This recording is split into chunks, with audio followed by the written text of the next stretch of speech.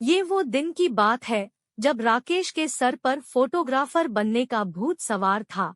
उसने अपने पापा से झगड़ा करके पैसे ले लिया और नया कैमरा खरीद लिया।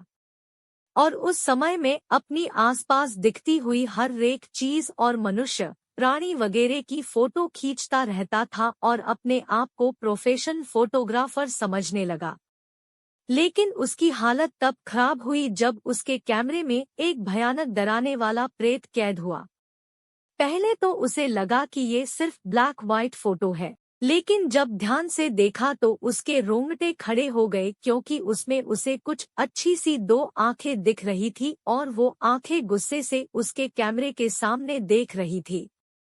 डर के कारण उसने वो फोटो को तुरंत ही डिलीट कर दिया और कैमरा को कबर्ड में रख दिया। करीबन रात को 2 बजे के आसपास कबर्ड में से धीरे धीरे आवाज सुनने लगा। वो बहुत ही डर गया और डरते डरते उसने कबर्ड का दरवाजा खोल के देखा तो देखा कि कैमरा कबर्ड में से बाहर आ गया था और कैमरे ने मेरे सामने लेंस करके फोटो क्लिक कर दिया।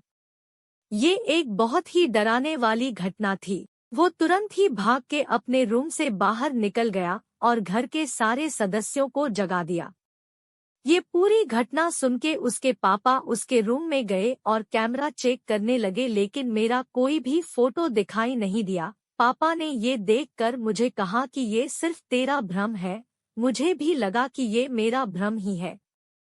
दूसरे दिन दोपहर में वो नदी के तट पे बैठ के कैमरा से फोटो खींच रहा था। बाद में फोटो खींच लेने के बाद कैमरा में फोटो देखने लगा। उसमें उसने देखा कि वो जो फोटो उसने डिलीट कर दिया था वही भयानक फोटो मेरी मेमोरी में फिर से आ गया था।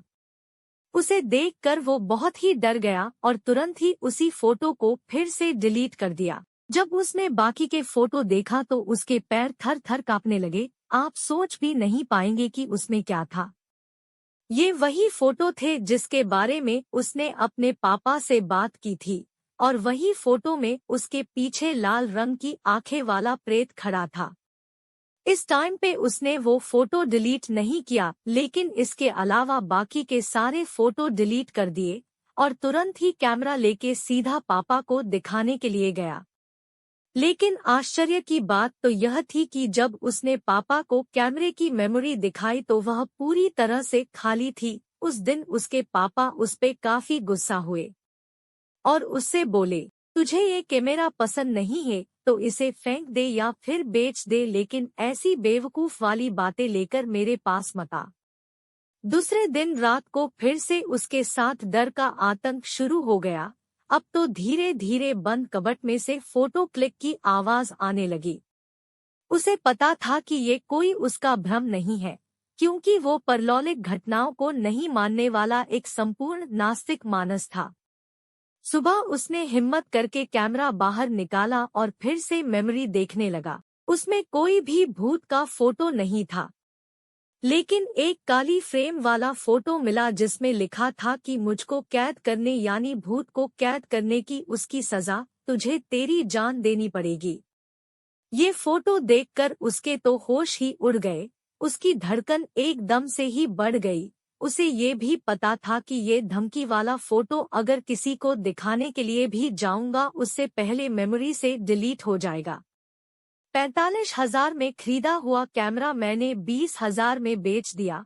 मुझे नहीं पता था कि आखिर किस तारीख से वो भूत मेरे कैमरे में कैद हो गया, लेकिन वो भूत यही समझ रहा होगा कि उसने उसे जानबूझ के कैमरे में कैद कर दिया। अब तो उसे फोटोग्राफी और कैमरे से डर लगने लगा कि कहीं वो कैमरे वाला भूत उसे मार तो नहीं देगा। और उसी दिन से उसने फोटोग्राफी छोड़ दी और जब भी उसे इस किस्से की याद आती थी तो उसकी रूह कांप जाती थी। दोस्तों, आपको यह कहानी कैमरे वाला भूत आपको कैसी लगी कमेंट करके बताएं। और अगर आपको हमारी कहानियाँ अच्छी लगती हो तो हमारे चैनल को सब्सक्राइब करें और अपने दोस्तों में शेयर जरूर करें।